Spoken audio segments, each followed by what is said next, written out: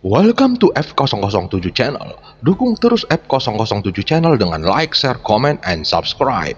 Melanjutkan cerita berikutnya dari Battle Through the Heavens.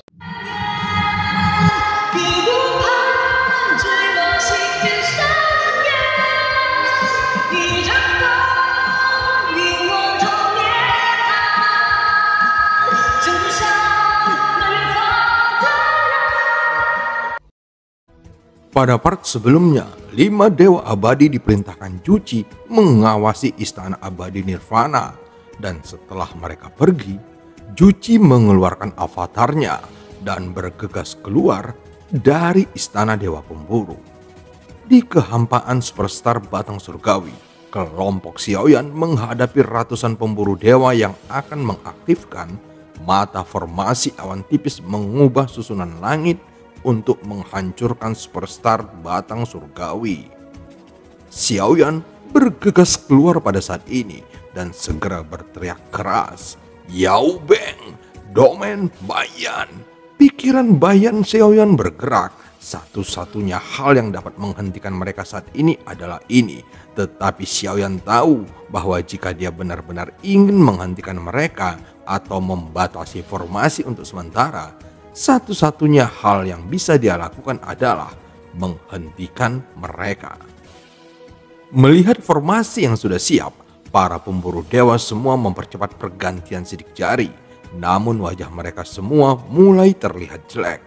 Logikanya, mata formasi seharusnya sudah diaktifkan sejak lama. Tapi saat ini tidak ada gerakan, seolah-olah itu telah diblokir. Yang mulia, aku tidak perlu memecahkannya, tapi tidak masalah untuk mengendalikannya selama beberapa saat. Goyan menggertakkan giginya saat ini dan cahaya biru keluar dari matanya, menutupi mata formasi awan tipis mengubah susunan langit. Untungnya, Wujan telah menunda untuk sementara waktu. Goyan juga menggunakan waktu ini untuk membatasinya untuk saat ini. Membunuh 1000 pedang. Kecepatanmu, aku tidak bisa bertahan lama. Yang mulia, Goyan mengutuk dengan tidak senang pada saat ini. Dia merasa diperas sepanjang waktu. Setelah beberapa tarikan napas, kekuatan jahat dari avatar Kaisar Klan Pemakan Jiwa menyelimuti lebih dahulu dan segera disusul Domain Bayan Xiaoyan.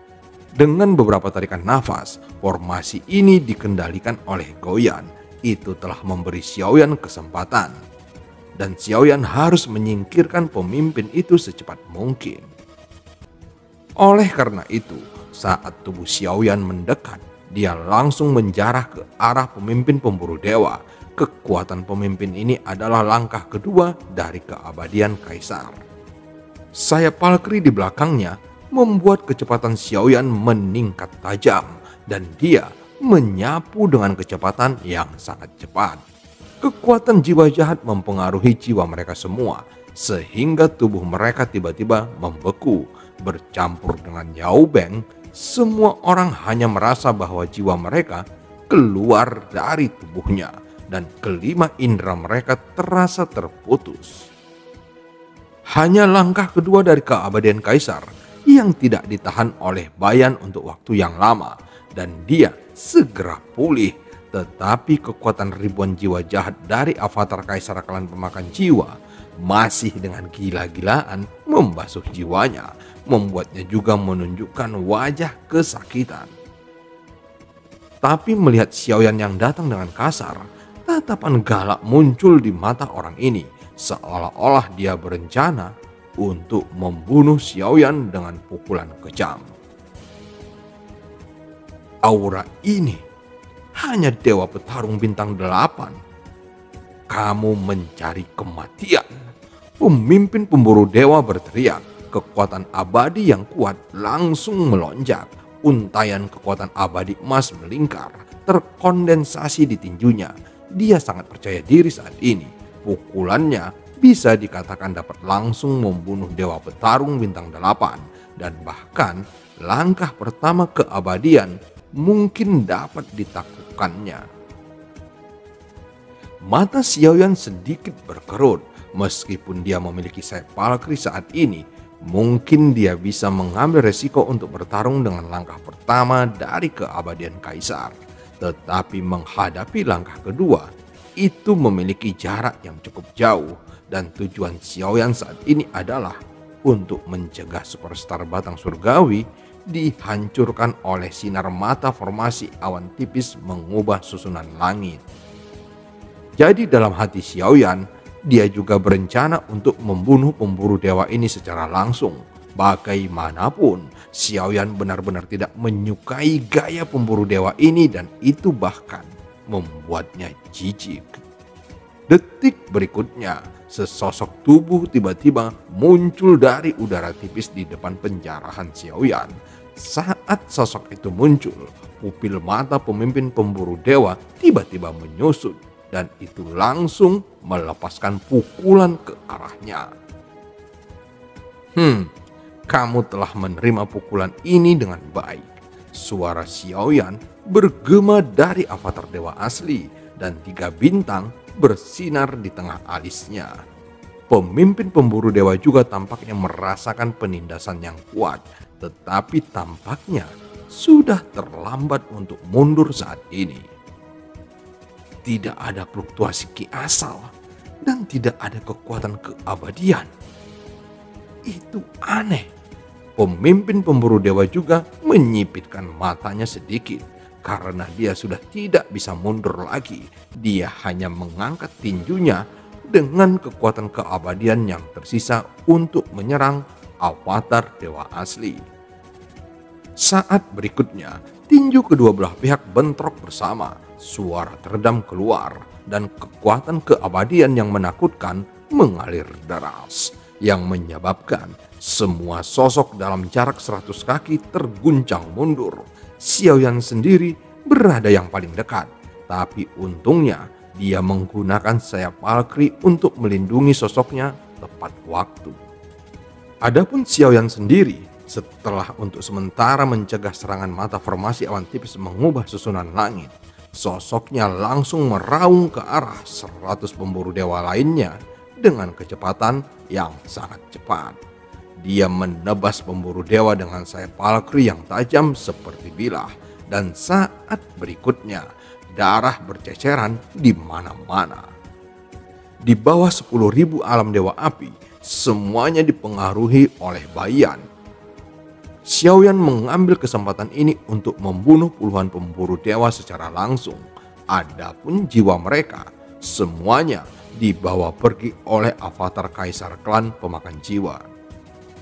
Untuk avatar kaisar klan pemakan jiwa, meskipun sekarang memiliki puluhan juta jiwa, dia juga perlu menyerap jiwa untuk mempertahankan kekuatannya sendiri. Hanya aliran jiwa yang stabil yang dapat menstabilkan kekuatannya yang kuat. Metode kultivasi semacam ini juga telah menyebabkan kehancuran kehidupan di wilayah Jurang Kutub.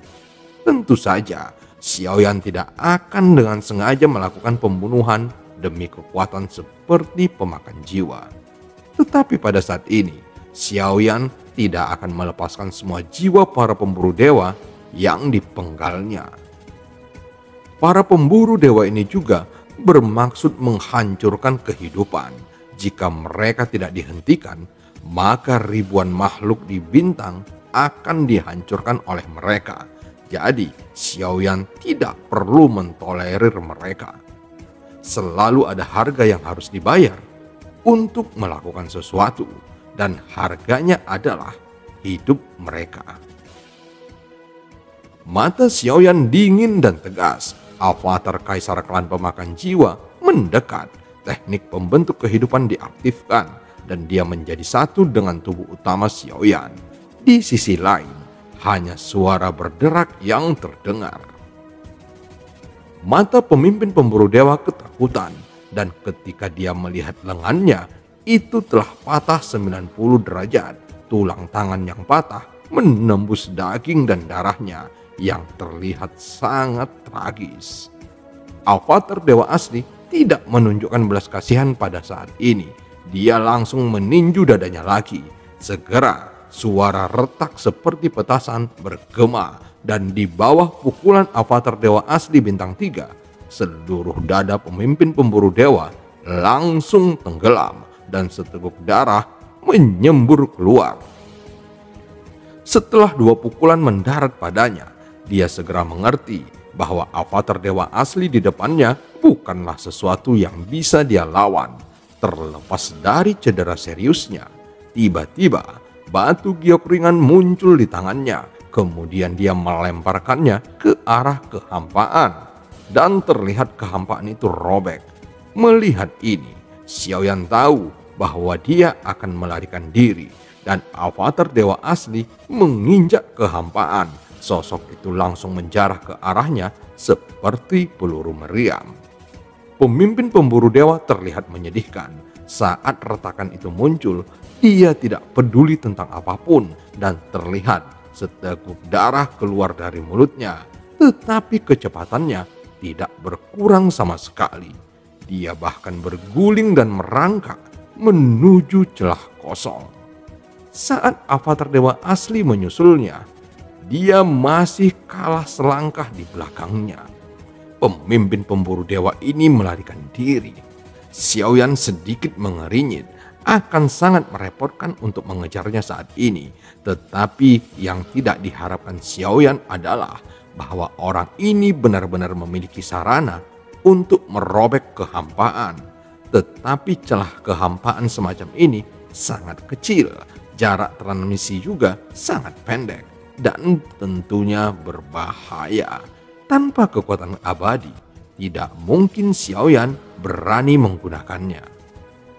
Namun saat ini Xiaoyan tidak berniat mengejarnya lagi. Meski pemimpin pemburu dewa lolos, tapi 100 pemburu lainnya akan menderita.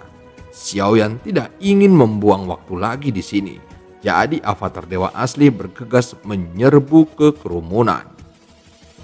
Pada saat ini, sebagian besar pemburu dewa pulih dan mereka mulai bergabung untuk melawan Xiaoyan. Tepat ketika mereka berpikir mereka bisa bergandengan tangan untuk menangani Xiaoyan, avatar dewa asli bergegas ke medan perang seperti dewa pembunuh. Terlihat seorang pemburu dewa petarung bintang 8 setelah tinju avatar dewa asli jatuh di tubuhnya, daging dan darahnya mulai hancur dan dalam sekejap tubuh dewa petarung bintang 8 mengeluarkan ledakan. Itu berubah menjadi awan darah, bahkan tidak ada tulang yang tersisa. Bahkan jiwanya hendak melarikan diri, tapi sangat disayangkan sebelum jiwa itu melarikan diri, itu diselimuti dan ditelan oleh kekuatan jiwa jahat avatar kaisar klan pemakan jiwa. Avatar dewa asli membunuhnya hanya dengan 1 pukulan. Adegan ini sangat menakutkan sehingga mata dari semua pemburu dewa tiba-tiba menyusut. Lagi pula mereka hanya dewa petarung bintang 8. Bahkan jika dia adalah orang yang kuat di langkah kedua keabadian kaisar, tidak mungkin untuk mengalahkan avatar dewa asli bintang 3. Tapi yang menakutkan adalah itu membunuh seseorang hanya dengan 1 pukulan dan tanpa sumber energi atau kekuatan abadi. Tatapan semua pemburu dewa terfokus pada avatar dewa asli saat ini, seolah-olah Xiaoyan sendiri bukanlah ancaman nyata.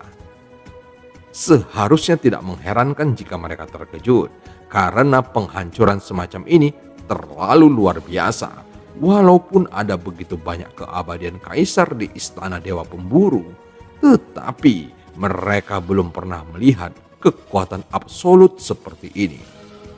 Avatar dewa asli perlahan mengangkat kepalanya dan menatap dengan acuh tak acuh. Tanpa ragu-ragu, sosoknya bergerak dan puluhan pemburu dewa yang telah berkumpul tersebar dalam sekejap. Semuanya menjarah ke arah yang berbeda. Rasa krisis kematian menyelimuti mereka semua dalam sekejap.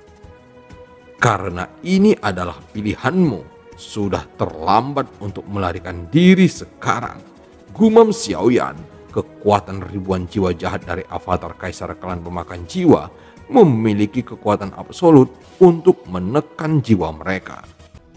Pada saat yang sama, Bayan menyebar dari tubuh Xiaoyan dan domain Dewa Api 10.000 yang dibentuk oleh Bayan menyelimuti sekitar ratusan kaki ke dalamnya.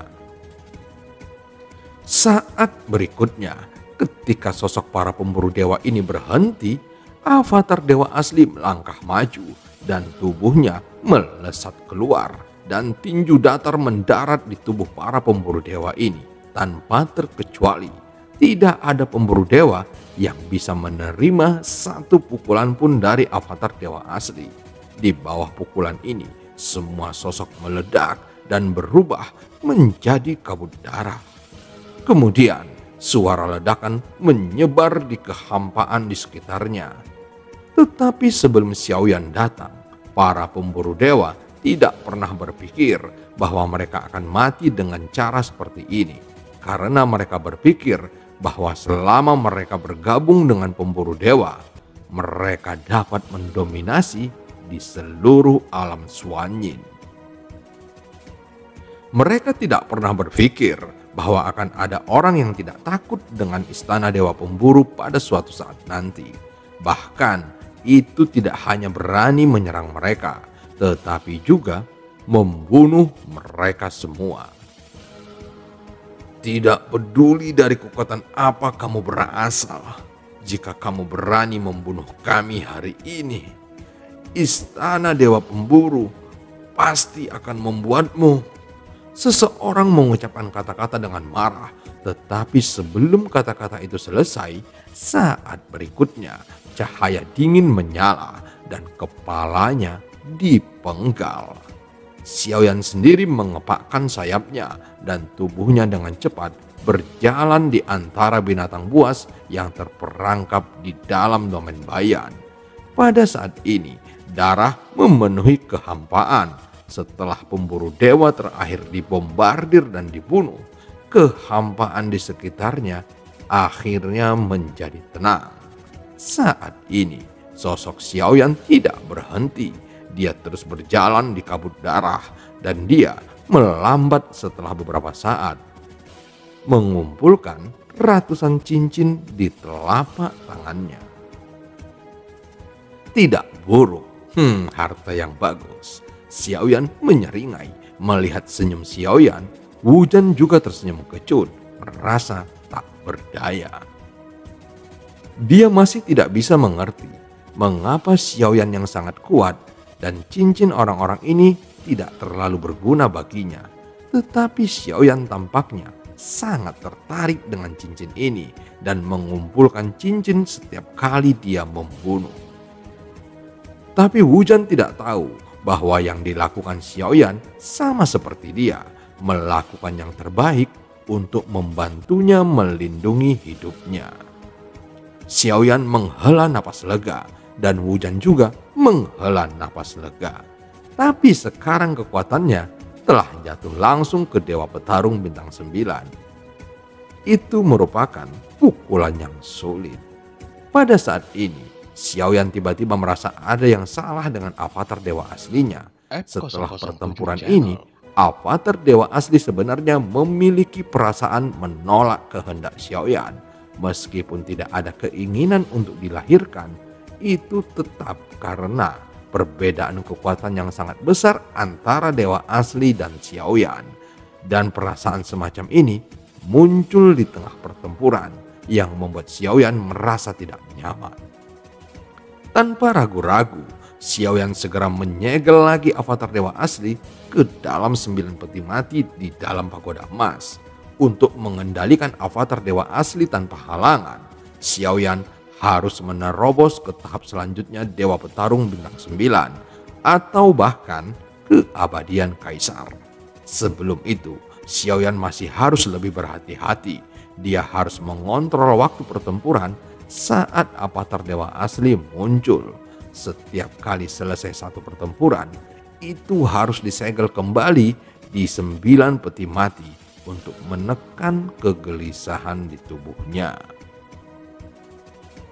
Atas nama semua makhluk superstar Batang Surgawi, aku ingin berterima kasih kepada saudara karena telah menyelamatkanku.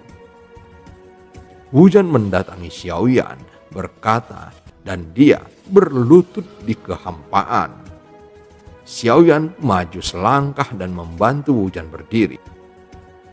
Malapetaka superstar batang surgawi ini adalah karena aku. Dan aku tidak ingin bintang ini hancur karena aku. Xiaoyan membantu Wujan dan berkata, "Aku benar-benar minta maaf karena membiarkan kekuatanmu jatuh." Xiaoyan tersenyum kecut dan saat dia berbicara, sebuah botol batu giok muncul di tangannya yang merupakan darah abadi yang diperoleh Xiaoyan dari membunuh keabadian. Setetes darah abadi dituangkan dari botol batu giok dan Xiaoyan menyerahkannya pada Wujan. Melihat ini, Wujan melambaikan tangannya lagi. Kulitnya berubah. Dia tahu bahwa setetes esensi darah abadi ini sangat berharga dan seperti yang dikatakan Xiaoyan, setetes esensi darah abadi ini dapat membantunya mendapatkan kembali keabadian. Apakah satu tetes tidak cukup? Xiaoyan tertegun sejenak dan segera menuangkan setetes lagi. Kulit Wujan segera berubah drastis dan dia melambaikan tangannya dengan liar lagi. Saudaraku, menyelamatkan superstar batang surgawi adalah kebaikan yang luar biasa. Setetes darah abadi ini terlalu berharga dan kamu tidak perlu melakukannya. Esensi darah baru saja diberikan kepadamu dan aku berterima kasih selama sepanjang jalan. Kuharap kita akan bertemu lagi ketika kita memiliki kesempatan, kata Xiaoyan sambil tersenyum dan menyerahkan 2 tetes esensi darah abadi kepada Wujan. Mata Wujan memantulkan 2 tetes darah abadi yang bersinar dengan cahaya keemasan. Adalah bohong untuk mengatakan bahwa dia tidak tertarik. 1 tetes dapat membawanya kembali ke keabadian. 2 tetes mungkin dapat membuat kekuatannya 1 langkah lebih maju. 1 tetes sudah cukup, Wujan berkata. Dia selalu mengingat kebaikan yang besar di dalam hatinya. Bagi Wujan, tetesan darah abadi ini bukan untuk kekuasaan, tapi untuk perlindungan. Terima kasih saudaraku telah memberikannya. Wujan mengerti jika dia berpura-pura menolak saat ini, maka hasilnya adalah keabadian tidak dapat diperoleh kembali. Begitu tidak ada kekuatan abadi dan hanya dewa petarung, secara alami itu akan sulit untuk melindungi superstar batang surgawi. Melihat bahwa Wujan bersikeras hanya 1 tetes esensi darah abadi, Xiaoyan tidak mengatakan apa-apa lagi. Dia hanya memberinya setetes esensi darah abadi dan kemudian menyimpan botol batu giok. Untuk Xiaoyan hari ini, esensi darah abadi tidak ada efeknya. Saat keduanya masih berbicara, tiba-tiba terdengar suara keributan dari Gouyan. Pembunuh 1000 pedang. Mata formasi awan tipis menutupi langit belum menghilang. Tampaknya seseorang telah mendapatkan kembali kendali atasnya. Tahanan roh itu juga menatap cemas pada mata formasi awan tipis menutupi langit yang gelisah di langit. Itu dipenuhi aura penghancur. Baik Xiaoyan dan Wujan tiba-tiba mengangkat kepala mereka dan pada saat yang sama melihat ke arah mata formasi awan tipis menutupi langit dan itu sudah bersinar terang. Dari pupil yang dibentuk oleh runenya, seberkas kekuatan penghancur muncul dan arah dari ratusan berkas cahaya ini melonjak lurus menuju superstar batang surgawi. Jangan! Pupil mata Wujan memerah dan itu tiba-tiba menyusut dipenuhi dengan ketakutan yang tak terkatakan. Pada saat ini, tanpa mengucapkan sepatah kata lagi, Wujan langsung bergegas keluar dan menuju berkas cahaya. Dia berencana menggunakan tubuhnya sendiri untuk menahan fluktuasi kekuatan penghancur ini. Hujan, tidak bisa. Sinar ini tidak bisa diblokir oleh tubuhmu. Xiaoyan mengerutkan kening dan berteriak keras. Tapi sosok hujan tidak berhenti sedikit pun. Dia putus asa saat ini dan segera meraung. Momentum yang kuat meledak di saat kritis ini. Pada saat ini, jantungnya sekali lagi diselimuti oleh kekuatan emas keabadian dan napas yang menyebar tiba-tiba menembus keabadian lagi. Tapi sosok hujan juga bergegas ke sinar tanpa ragu-ragu, mencoba menggunakan hidupnya dan segalanya untuk menghentikan kekuatan destruktif ini. Xiaoyan tidak bisa menghentikannya, dia hanya bisa menonton adegan ini tanpa daya. Sinar cahaya menyelimuti sosok hujan, tetapi hujan tahu bahwa meskipun dia menggunakan tubuhnya sendiri, semua kekuatannya tidak mungkin bersaing dengan mata formasi awan tipis menutupi langit. Bagaimanapun, dia hanyalah lengan belalang. Tapi hujan masih teguh tanpa gentar. Jika kamu tidak bisa melindungi, maka semuanya akan hancur. Gumam Xiaoyan melihat pemandangan ini. Dia hanya bisa menghela nafas dengan penyesalan. Tetapi Xiaoyan tanpa sadar mengepalkan 5 jarinya. Dalam berkas cahaya itu, setelah hanya beberapa saat, sosok hujan hancur olehnya dan berubah menjadi ketiadaan. Meski begitu, hujan masih tidak bisa menghentikan sinar dari ledakan yang menuju superstar batang surgawi.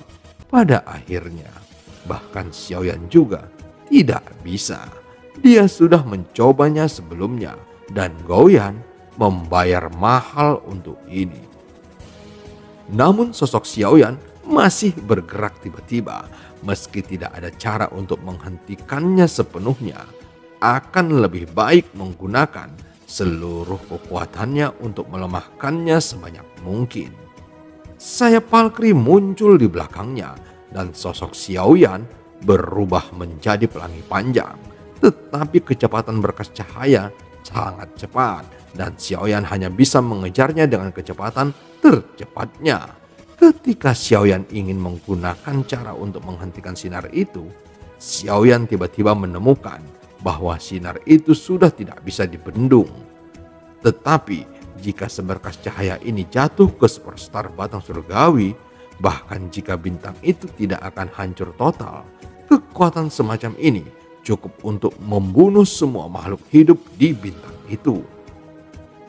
Semuanya dimulai karena aku, bintang ini. Aku, Xiaoyan, akan melindungimu. Mata Xiaoyan tiba-tiba menunjukkan tekad dan jejak dewa jahat muncul di antara alisnya. Kemudian avatar dewa asli dan avatar kaisar klan pemakan jiwa bergabung dengan Xiaoyan pada saat yang sama. Dalam hal ini, trik apapun tidak berguna dan hanya tubuh fisik yang dapat menghentikannya sedikit. Kalau begitu, mari kita perlakukan itu sebagai latihan fisik. Inti guntur void hitam berkedip-kedip di tubuh Xiaoyan saat ini. Apa yang ingin dia lakukan lagi? Goyan sedang menonton dari kejauhan saat ini dan dia tahu bahwa Xiaoyan akan memainkan pertempuran yang tidak terduga lagi. Terlihat sayap emas hitam di belakang Xiaoyan tiba-tiba bergetar. Dia bergegas ke berkas cahaya tanpa ragu sedikit pun. Jeritan menyakitkan Xiaoyan datang dari dalam berkas cahaya.